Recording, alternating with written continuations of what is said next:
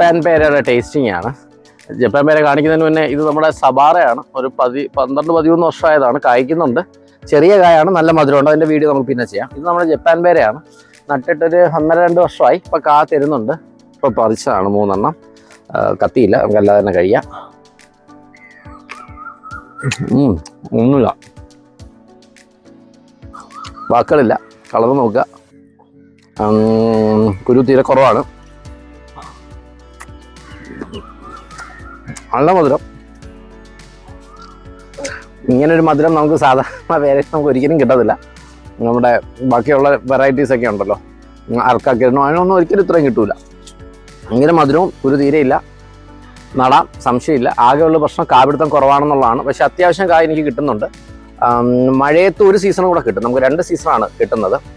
ഇതിനെക്കുറിച്ച് നമുക്ക് ഡീറ്റെയിൽ ആയിട്ടൊരു വീഡിയോ നമുക്ക് ചെയ്യാം. ഞാൻ ഉദ്ദേശിക്കുന്നത് കൂടെ കഴിയുമ്പോൾ ഞാൻ ഇതിനെല്ലാം ലെയർ ചെയ്ത് നമുക്ക് തൈ വളരെ തുച്ഛമായ രൂപ 50 രൂപയ്ക്കൊക്കെ നമുക്ക് കൊടുക്കാൻ പറ്റുമോ നമുക്ക് ശ്രമിക്കാം.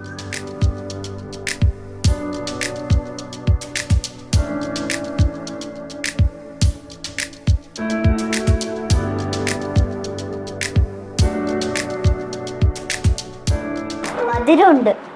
കണ്ടാൽ തന്നെ ഒരു ലുക്ക്, ഭയങ്കര ലുക്ക്. അതിൻ്റെ അകത്തെ വാട്ടർമെലൻ, ഒരു വെളിയിലൊരു ഗ്രീനും, അതിൻ്റെ ഒരു അപ്പിയറൻസ് ഭയങ്കര, കണ്ടാൽ തന്നെ ഒരു ഡെലിഷ്യസ് ലുക്ക്. ഇനി ടേസ്റ്റി നോക്കാം.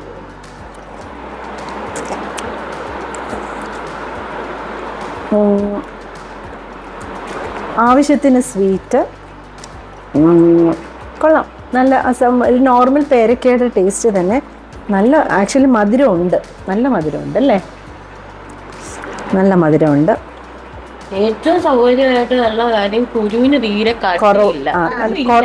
കുരു കുറവാണ്. നോർമൽ കട്ടിയില്ല, കഴിക്കാൻ കൂടുതൽ ഫ്ലഷ് ഉണ്ട്, മധുരമുണ്ട്, രസമുണ്ട്, മധുരമുണ്ട്. മധുരമുണ്ട്. തണുപ്പിച്ച് വെച്ചാൽ കുറച്ചും കൂടെ സൂപ്പറായിരിക്കും. അതെ.